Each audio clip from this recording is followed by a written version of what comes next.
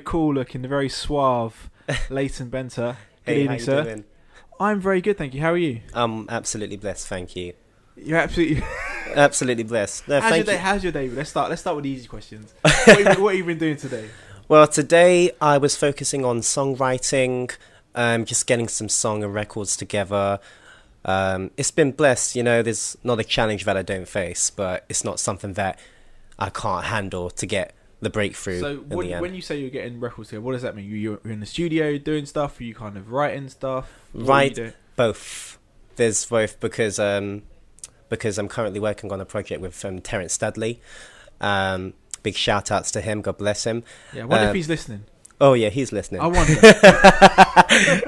So all the way in NYC. NYC, yeah, it's blessed down there. So yeah, I've just been getting some songs sorted, and you know, just trial and error, testing things out. You know what works and what can be improved, what can be developed, and you know, I'm always just working on what can be done. You know. So, Leyton Benta, tell me, how did you get into this mad, crazy world of music? Because it is crazy. It is a little bit mad out there. How did you start off? When did you start off? Were you singing from a young age? Is this let's do the whole kind of like X Factor backstory type thing? Oh wow. Okay. Well, I started off in primary school. I was at the age of 6 to 7, and I remember being forced into being part of a choir. So okay, so it wasn't you weren't kind of like me, let me. I wasn't like that at first, but I had that suppressed. Yeah.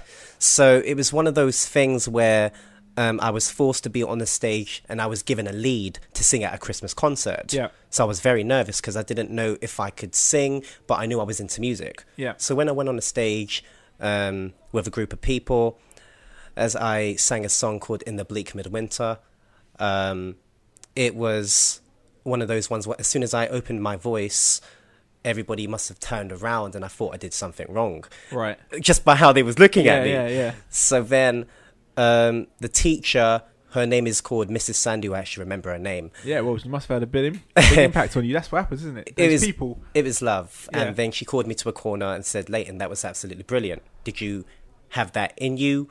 I said, "I actually didn't know. I was actually quite unaware." Yeah. But when I gave forward that, she motivated me and said, "Have you considered this being a future career of yours by any chance?" I said, "No, I haven't thought about it." What were you thinking of as a career back then, if you don't mind? Do you remember? You know what else what? you were thinking of? I was into so many things. You know, there was sports and there was drama, acting and everything. But music, it's something that, you know, is given to you, if other than you giving to it. So it's like it led me to wanting to be something.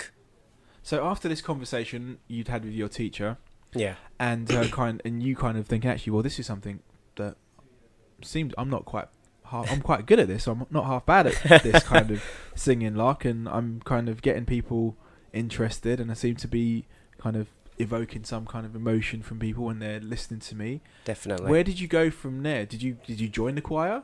You know, I've been through choirs before, but I had my first recording session at the age of 9, and I was working with just working with one of my brothers actually on that because he wanted me to do the chorus, Yeah. and it was a song called "Don't Tease Me." So since then, it's like the hungerness I had for wanting to explore more range of my music and just Yeah. my voice and about myself as a person. It really wanted me to fulfill something that was really within from the heart. You know, I wanted to benefit a lot of people. So you've been in the game then for a long time. I'm not saying that because you're old or because you look. Don't get me wrong, audience. Uh-oh. Listen out there. He doesn't look old. He's not old. He's at least 15 years younger than me, which is very young. But yeah, but you've been doing this for a long time, Yeah. and I don't know. Do you think I don't know. So I've just had about 6 questions go through my head. You've been That's doing this for okay. a long time, so I'll start with my first question that pops into my head. Go You've been ahead. doing this for a long time. How do you keep yourself kind of in that place where you stay motivated to want to do it? Because starting something for any period of time and doing it for 5 years, 10 years, no matter what it is, it can be difficult. How do you stay motivated? What motivates me to keep going is love. And within that, it's such an empowering force and meaning and substance where it's not something you can explain, but it's something you express and give forward. And I've always been motivated to give love back in ways that people thought didn't exist or couldn't exist, just by how the world is nowadays. And, you know, I believe I have my foot on the ground to bring that forward, and I want to reinvent. And is that something you always knew, even from a young age, or is that something that's developed over this time that you've been growing as an artist? You know, as much as I've been growing as an artist, but love has always been something that's it was engraved in me, and it's something I wanted. It had to be out there, you know? So that's what motivates me every time. It's a purpose. So that's what keeps me grounded all times. Okay. Right. We've only just scratched the surface of our conversation. Yeah, literally scratched it. Literally. I've been through a little bit of variations, but then it resorted to me at a certain style that was certain of deliverance and meaning. But I mean, I've surrounded myself around music such as Smokey Robinson, No Coincidence, Stevie Wonder, Michael Jackson, Prince, Lenny Kravitz. There's so many artists that I listen to daily, just to, you know, because I love studying the best, and you know, because I see myself as a crooner type of artist. Yeah. So you know, I rather involve myself around the best, so I grow and develop to be the best one day. So it's very possible, you know. So just working hard at, you know, just trying to be the best version.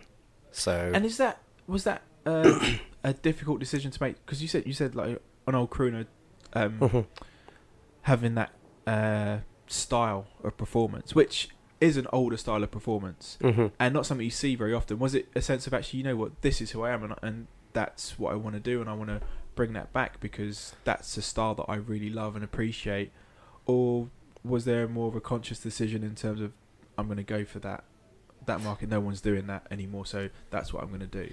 You know, I mean, it actually is 50-50 with both in particular, but I knew that the type of artist I wanted to be separate from those that are out there today. Don't get me wrong, everybody's doing a great job at what they're doing, but I feel, you know, there is a place out there for me in the music market, and so I just wanted to be that artist where, you know, you don't have to do much to put a point across, but just giving little and being effective with that. And it's quite an affectionate approach, you know, just to make sure people are healed by the resonance that I give forward. So it's all positive, you know. So going back to your performing, how was that when did you first apart from 6 or 7 when you performed it at your school, when was the next time that you performed in front of an audience, in front of a crowd of people? What was that like for you? You know what, I mean, I've done a few performances way before the age of 15, but I want to point forward the one I did at a church concert, and I was 15 at the time. It was a place called Bethel Community Centre, and it was in Alberton.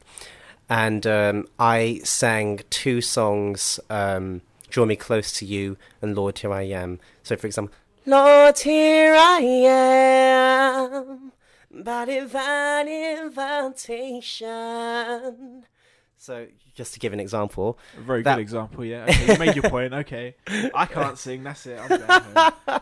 So, I mean, it's, you know, as much as I was part of a choir as well in certain separate occasions, but I felt I you know, I have an element that is different, and I should be away from that sort of era.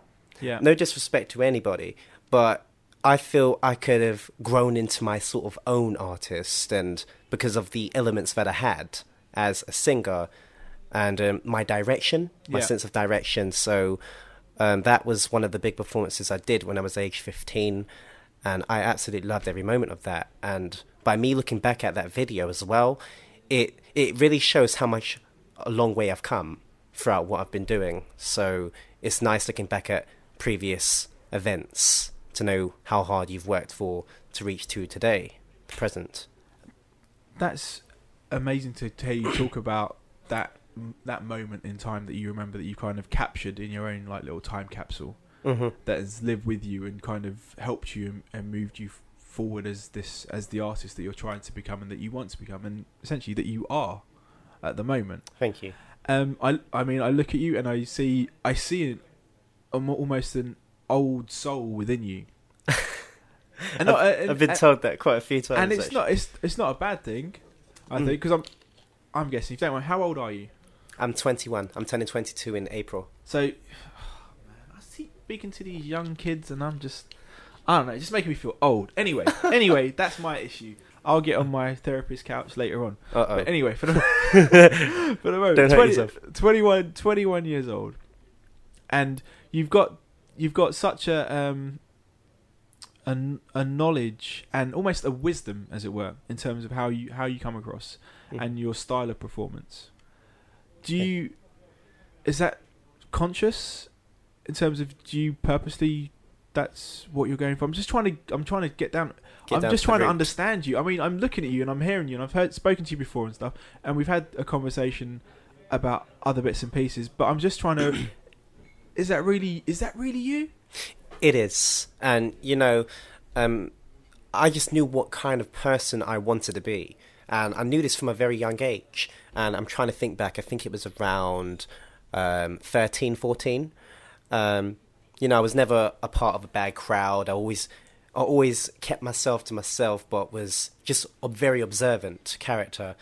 And I just wanted to be open to growth and let growth take its toll on me and develop in areas I thought didn't exist. So I wanted to be a leader to represent people from all around the world. Doesn't matter what age or what race, but, I have that unconditional love for everybody despite whatever. So I knew that I wanted to be a well-educated individual. But some things, not to toot my horn, but some things came as a gift and natural. And as much as we can all grow up a certain way and stuff, but it's when you get to a certain age, you pretty much call the shots with what you want to apply. Yeah. And I wanted to apply to be the best that I can possibly be. So, it's whether getting rid of people and who's around a certain crowd and, just standing on your own 2 feet and just moving forward. And that's the road I chose to remain on. So I can talk. Listen, I'm loving listening to you talk, because like I was saying, I don't know if you heard any of the conversation I was having with Janan beforehand. We were talking about kind of the idea that young people, and I've had this discussion many times on this show particularly as well, about young people and being involved in performing arts and just the way the world works at the moment. Everyone thinks that it's you can get it easily. There's no hard work, or hard work is for the weak or the stupid, or you don't have to put the hard work in. And that's how often the world is portrayed, especially to young people. And young people kind of see that constantly through what we watch on TV, whether it's a talent show or whatever it is. And it's just kind of really nice. Thank you. To listen to you talking about how you see yourself and what you're trying to achieve and what you're trying to do. And I just want to say that anyway. Thank you. It's love. Cool. Well, let's jump into your music then. Sure. And the track we played, Another Man. Written by you? Yeah, it was written by me and also written by Terence Dudley, who done the production. And God bless him, he's helped me in so many ways. Because I was going to ask you how much of an influence you have on that. Is it a case of you get the music and then you write to it, or do you write and then put the music together? Which way around does it work for you? How does it work? You know what? I mean, it can work either way, because I can think of an idea and Terence can think of an idea. He brings forward something to me. I get the feel of it, and then I know when it resonates and it makes me start to write. So some things come fluently and some things take a little bit of time, but it works either way. And how do you know when it's right? Like, once you've written something, say you've been working with Terence or another producer, or you've been sitting in your bedroom or on the bus or whatever, and you've been writing lyrics down, how do you know that actually I've got it? That's what I want to sing about. That's got all the meaning that I need it to have. And how do you know that? It comes naturally. It's not something I can explain because it has to be a feeling you have to feel at that moment. So I like to live in the moment. So when I live the moment, the imagination it really takes its way with it. And then I trust the process with that. And then it leads me to release. So I just trust my instincts with that. But it takes a feel to get the emotion out. So it's delicate. It's very sensitive. Yeah. It sounds a very complex process, and also not only complex, but a very emotional process for you. Very. And it sounds like you give and take a lot emotionally within this whole thing. Some artists, some performers, literally, they put it down, they write it, that's it, it's done. They put it out there. What people take from it, they take from it. What they don't, they don't. And you know what? I've done my job. Sit back and relax. Yeah, got to take. But it seems like you, in what you're doing, you're literally kind of chipping away and kind of depositing parts of your soul, your heart in each thing that you're doing. Definitely. And again, I go back to your age and say that's an unusual thing for someone in their early 20s to do in anything, whether it's in music or in anything. I think personally, thank you, I might be wrong. I'm happy to be proven wrong in that respect around that subject. I'd love to be proven wrong, but it's not something I see very often. How does that resonate with your friends? Do they just see you as Leyton? He's a little bit different to us. He's like this older person to us. Are you like the older brother for everybody else, for all your friends? Do they see you like that, or I've actually had comments like that.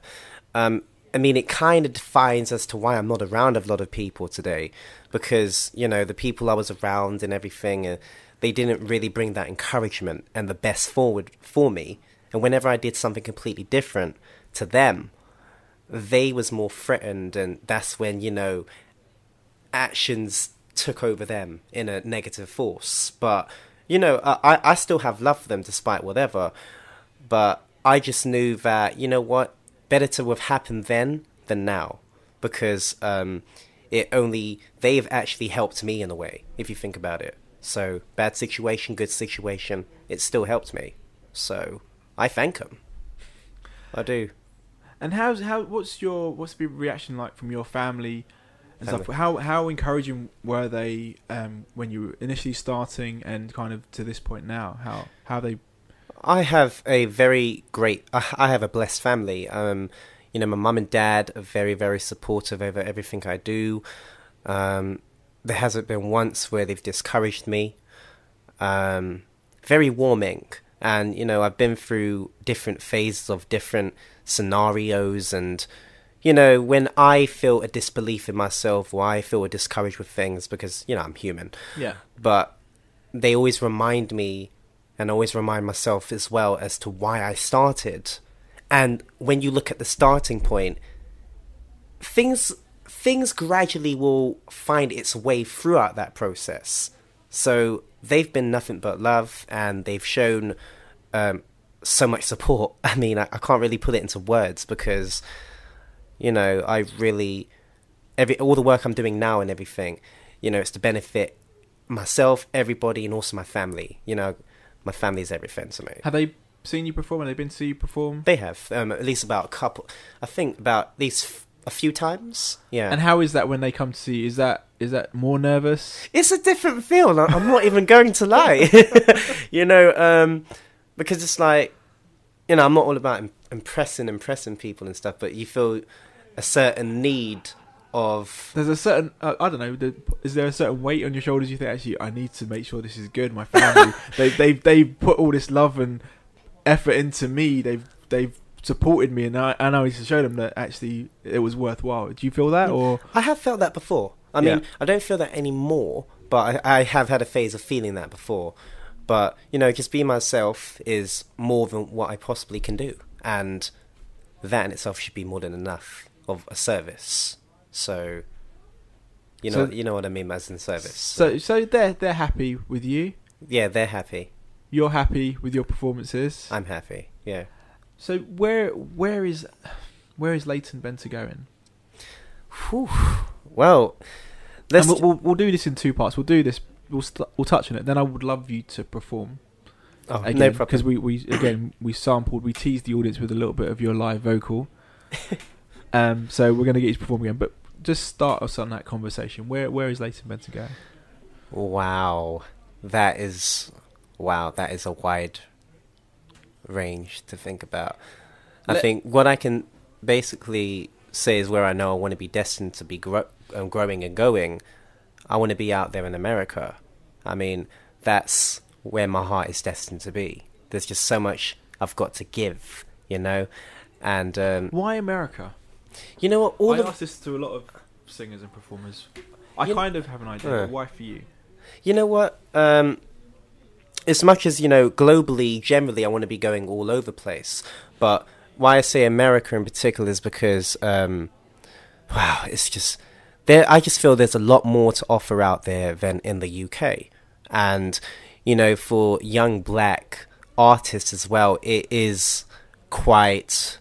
Whew, I don't want to get too in depth with this. No, I mean, I'd love to get in depth because that's kind of where I wanted to get a little bit with you, just to find out, because I often speak to artists, and America, or definitely not the UK, is the place that they want to be in, because opportunity, and it's not necessarily that things are handed to you on a silver platter, or the rows of paper with gold, but the opportunity seems to be there. If you've got the talent and you're willing to put the effort and work in, then it's there. Whereas in the UK, especially in this field around the arts and stuff, people don't seem to appreciate you as much. Exactly. And again, as a young black artist, or in that kind of category, in BME category, if you like, that's even less. And we see it all the time. We look at the actors, if you like, Idris Elba. Just to name one actor. Who else is there? What's his name? Colin Salmon. Another. Oh, that name rings a bell. Another black actor. Remembering from some James Bond films he was in. Oh yeah. Bald black guy. Those kind of guys. And you see that, and you think, actually, well, everyone seems to be talking about going away. Lenny Henry, obviously, had the whole big diversity thing, and that seems to be the place to go. And is that something that you think about as well? You know, I've taken on board everybody's experience, you know, just to know what their insights are in particular, but I don't always go by that. I mean, you know, I like to take a feel of myself, but just by me acknowledging what's happening in the scenes, it really builds a conscious decision about it. And, you know, I just feel there's a lot more opportunities out there that they offer, and talent and gift is appreciated more. There's more services. And also, you know, because I've been working on a project as well in New York with Terence Dudley, who I first met when I went down there last October. Yeah. We absolutely clicked, and it just built more of a passion for me that, you know what, me being in this environment, this is where I felt a lot to feel certain about some things, but I felt very certain at that very moment that I got to get out there, you know? Yeah. And, you know, we're both working hard for each other to make that happen. So...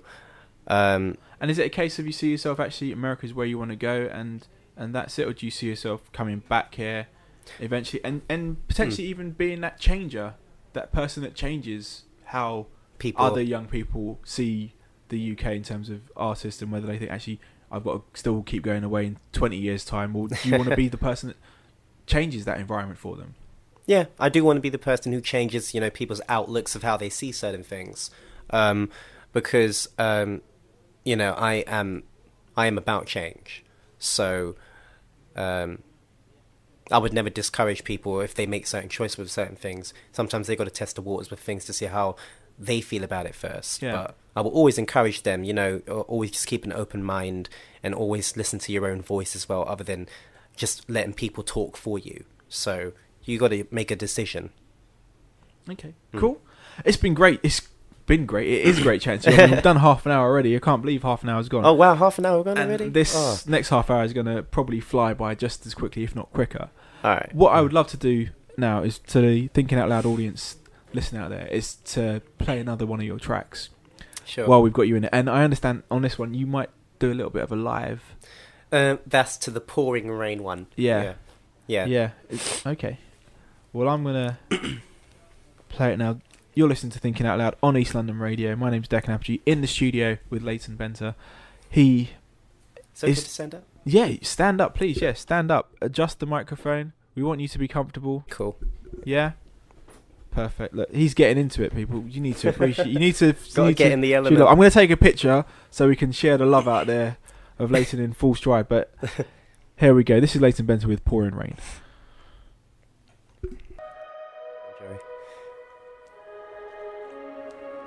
Somewhere in my mind, I know the answer. They say that common sense ain't common, so I bother using common sense.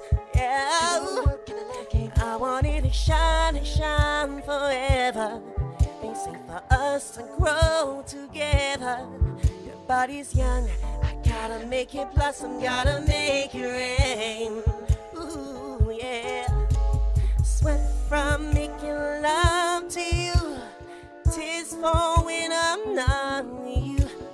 Feels like pouring rain, rain, rain. Sweat from making love to you, tears fall when I'm not with you. Feels like pouring rain.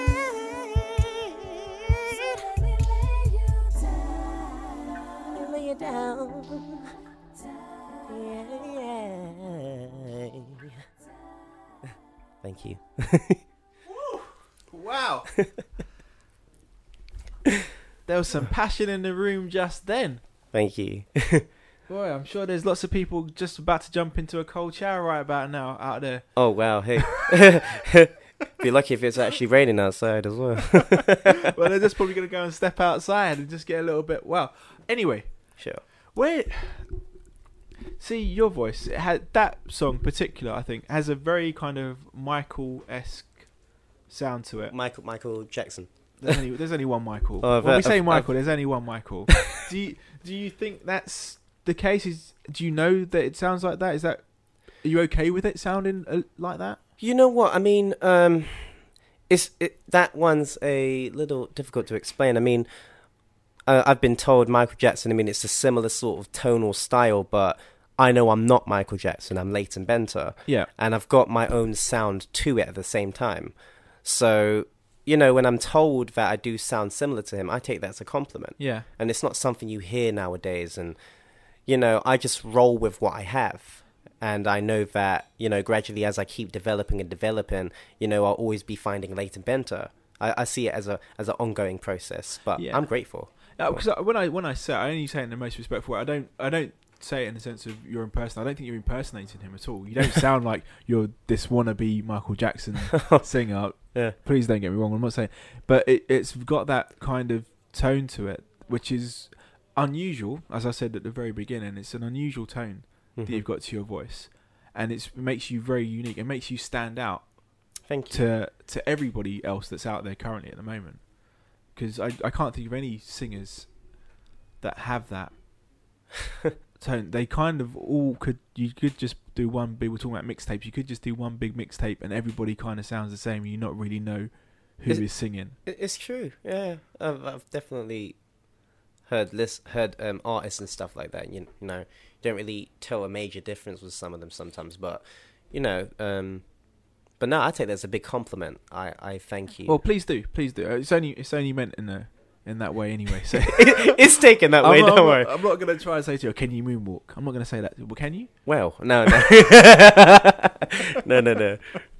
That's for the next show. Next time we get you in, if we can get you in again. I don't know. You might blow up and become this amazing Grammy Award-winning, Brit Award-winning superstar that we can never talk to again. So we're like. Leyton, remember us, Leyton? Remember us in our studio? Where are you at? You're funny, man. I hope you think so when you see us on a red carpet, trying to holler for an interview. Hey, Dekan, hey, how you doing? I hope you remember my name then as well. Okay, so we started the conversation about where you want to go, and okay. America is the goal for, the big goal is the end of the rainbow. Big pictures. Yeah. Shorter term, for the rest of the year, the journey that you're taking, what are you going to be doing this year? You know what? My main focus is doing as much shows in London as possible. Continue with my songwriting. Also me and Terence are obviously getting projects and plans and everything sorted. So he's doing his side, I'm doing my side, and just networking and just trying to, gaining more followers and connectors from all over the world. And, just getting as much people on board with the Leyton train. And not as in Leytonstone train. I was going to say the Leyton train. You're going to have a whole host of people queuing up down the road on the Central line trying to jump on board. That's no coincidence. But, it's just, I'm just building my brand. And brand is so important. It's like, when you're at home and when you're leaving the building, that's an impression. And I like to make my impressions count everywhere I go. All the people I meet, doesn't matter what they do. That's just an opportunity where I see it. And I'm also doing community work as well around my schedules, so it's another way of promoting. So, you're the young 21-year-old that seems to have your head completely screwed on in the right direction and understanding brands. I can't tell you how many times I talk to young people about branding themselves. Oh, that's so crucial. And I lecture in universities around journalism and social media and branding, and having conversations about that with young people that still don't quite get that everything you put on the internet will potentially stay there forever. Yeah. And people will judge you by what they see on there. Maybe not today, but you go for a job in 5 or 10 years' time and someone will go through your Twitter feed. That's how most employers now look for people. Oh, yeah. And look at what you're all about. And you've seemed to have caught on to this already, the fact that you need to present a really good image.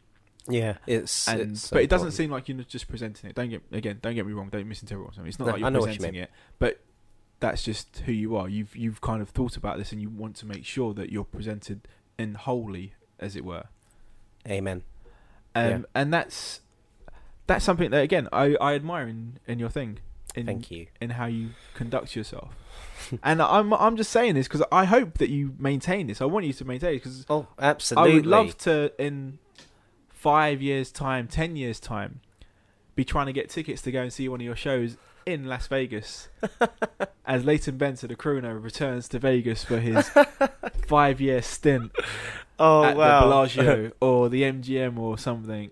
Wouldn't that be great? No, it'd be absolutely amazing. Would that be kind of where you see, like, almost not like Michael Bublé, but Michael Bublé's got a gig there at the moment. He does Vegas. Would that be kind of like, if someone offered you that, would that be, I've done it, this is me? That would be a beautiful vibe. That's what I feel it would be. You hear that, Terence? If you're listening out there, Vegas, that's where we're going. Vegas. Mr. T. Yeah, spare ticket for me as well. Yeah, don't forget me. I want to just say a few shout-outs to some great industry people who have contributed towards the sounds of my music and, just the sounds of Leyton Benta and the branding as well. I want to say a big shout-out, first of all, to Terence Dudley. God bless you, man. Thank you for everything you have done for me. Words cannot express how I feel. And moving onwards and upwards. Also want to big up an artist who you'd probably know. His name is Albie Shaw. Yes. Albie Shaw. And I've been on some of his radio shows as well. And he's been giving me tips. It's called Secret Garden Radio. Yeah. And he's been giving me some tips and stuff to, just to help with my artistry and to build my brand even further. So God bless Albie Shaw. Thank you very much. I also want to thank Echo 7. Her name's Elle as well, and she was part of the sounds of Leyton Benta. She did some backing vocals, and she also written a song, part of the song called You're My Type. It's a great tune. If you don't say so yourself. It's great.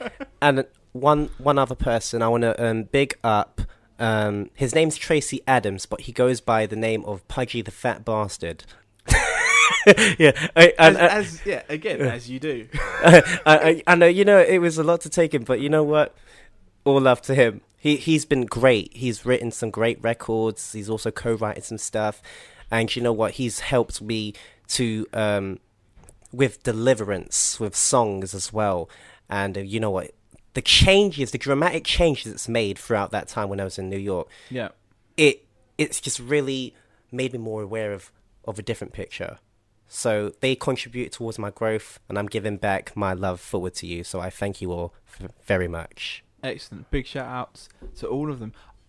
Just on that kind of who you've worked with, is there anyone you would like to work with that you haven't yet?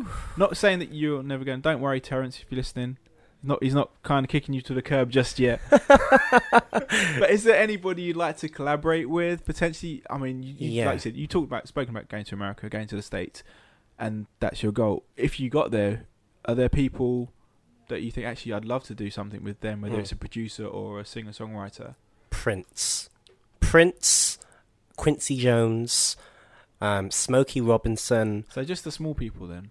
Oh no, they've done absolutely a lot that a lot of people don't even know about. Yeah, I know. And they've kicked off so many careers, and they've done so much insight to make a person where they are. And Lenny Kravitz is also another artist I would love to meet at some point. But I'm all open to particular artists, but I'm very specific as well at the same time. And I know you're, like we've said, we've been talking about through this whole evening, that you're very much an old soul, as it were. Mm-hmm. So the artists that you've just said are of a certain generation. Are there any artists of today, in a sense, today, that you think actually that wouldn't be half bad doing something with them, or... Okay. Or anyone you Pharrell Williams. Steer clear of, anyone you steer Pharrell Williams. You'd love to do something with Pharrell. Yeah, he's very intelligent individual. I've looked at his work, and it's just nice because you just see how much they've been studying, and you see their credibility around their art and craft, and that's what drawn me to say, okay, Pharrell Williams, top of my head. One other person I'm trying to think of. I'm trying to remember their name.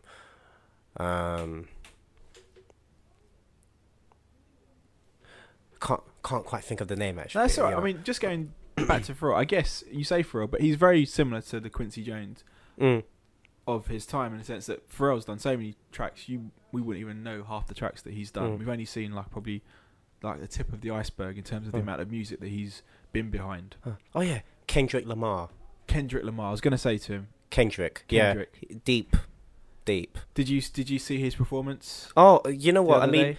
Because I didn't see it live, but I saw some clips from YouTube, and it just resonates because I feel we're on the similar path and the same direction sort of thing. So I feel we'd click if we was to meet. That's just a personal opinion, but big shout outs to him. So do you think that would work with you, singing and incorporating some a rap into your music? Do you see that? Yeah, I can see it working. I mean, there's no impossibilities with that. I mean, there's possibilities for everything, but yeah, I'm quite open, but I'm also very specific. Once again, I mean, have you ever experimented with a different style of performance, whether it's rapping or? I have. It's actually, I'm not sure if he still does music, but his name was called Chris, and he went Chris Genesis. Yes, I know Chris Genesis. Really deep voice.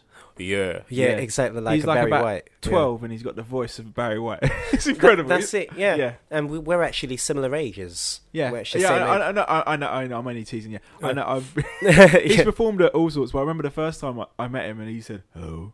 I was like, I know. I was like, where's that coming from? Exactly. But no, he was cool. He was great, and we actually did a cover of Wretch 32. Don't Go. Okay, yeah, and that I think that's still on YouTube actually, but that was done a few years ago. But yeah, I'm not sure if we haven't actually reached out to each other in a while, but I wish him well with everything he's doing. Last time I saw him or picture, he was at Downing Street. Oh, hello. I know, random. I don't know what he was doing here. Don't know if he was. I don't know what he was doing. No, he's been great. He's gone for tea or something. I don't know. He was at some event there. Oh, that's the last time you heard from him. I saw him and heard from him. But anyway, he's doing good things. But maybe there's a collaboration in there. So you've got Pharrell, Kendrick Lamar, and possibly Chris, if we can find him. Wherever he is at in the world. Wherever if you're listening out there, Chris, then get in touch. We might have some work for you. Because I've got actually some work to do tomorrow morning, because that's to do with some community work, community service work, housekeeping. So I do that around my schedules as well. just to give back to the Where community. is that? Where do you do that? Where? All around London. I mean, it could be any location. It's just depending on the ones I pick. Hopefully something local, but you know. But you know, I like to just get out there around London and explore different places and meet new people. And when you're doing this community work, are you performing as well? You know what? I promote myself after I have done my work. For example, so you know, you could have future supporters. You don't know what they do. Yeah. And for the people I've met, they've done big jobs. So it's also another opportunity to put yourself forward, because you never know where they could possibly help you, and you help them. Excellent. So it's been absolutely wonderful talking to you. No, it was an absolute privilege speaking to you. And you know what? Actually, I haven't done. We've still got a few minutes left. Leyton Benta. Hey. Because we are in Leytonstone. And I have been meaning to ask you, Leyton Benta. Leyton, completely genuine in terms of name. Yes? Thank you. Is it? No, is it? I'm asking. Yes. That's my question. Yes. So, no correlation to the station? Well, that's a whole different story, but no. There's no correlation. Do you know how you got the name Leyton? Why? You know what? I mean, I think I was named after one of my uncles, I think, because they had Leyton in their name as well. Okay. Yeah, I think, but I'm sure there was something more to that as to why they named me that. But I'm grateful. I'm very grateful. And it's just coincidental that we've got a tube station named after you. You know, when there's a footballer, apparently. Yeah, there is a... Yeah, there's Leyton a footballer. Orient. Yeah. This is crazy. Yeah, it's crazy. But No, it absolutely makes sense. It works. It works for you. Again, it's one of those things that makes you stand out again, isn't it? Yeah. And it's also another talking point. yes, it is. So we could spend ages talking about that. People that are named after tube stations, or tube stations that are named after people. See, if you go to America and you make it big, I'm sure that they'll put a plaque up by the tube station and then try and never make know. out that you were named after that, or there was some correlation between you and that. That's true. It's just, you know, a simple hashtag with things as well. It really gains people Momentum, following yeah. as well. Yeah, it's amazing what little things do. And how are you finding that world of social media at the moment? Social media, in what extent do you mean? In terms of you interacting with it and building your followers and building your audience through that. I've definitely, you know, my followers and everything has increased throughout a lot of times. I mean, I had to redo different pages and stuff due to other situations. But, you know, I do a lot of interactions on Twitter, Facebook, Instagram. There's also one called Periscope. Have you heard of that? Yeah, Periscope. Oh, you know what?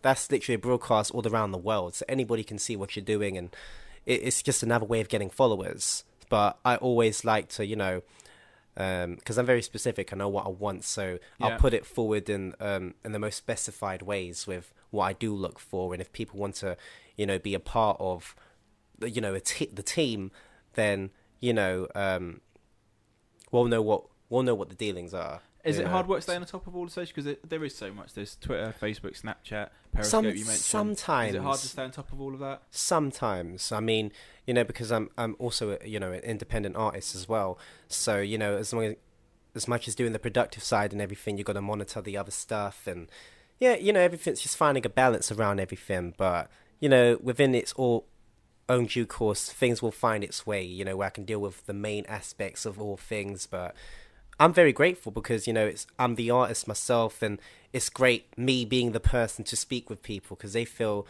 okay, if they see someone perform, they won't speak to them afterwards. I'm that type of guy to And are you engage. very happy that that's the case? Because often people would say, actually, you know what, I'm dying to get signed. I want to get signed to a big label, and that's what it is. But are you happy that you're in control? You're the kind of master of your destiny in a sense?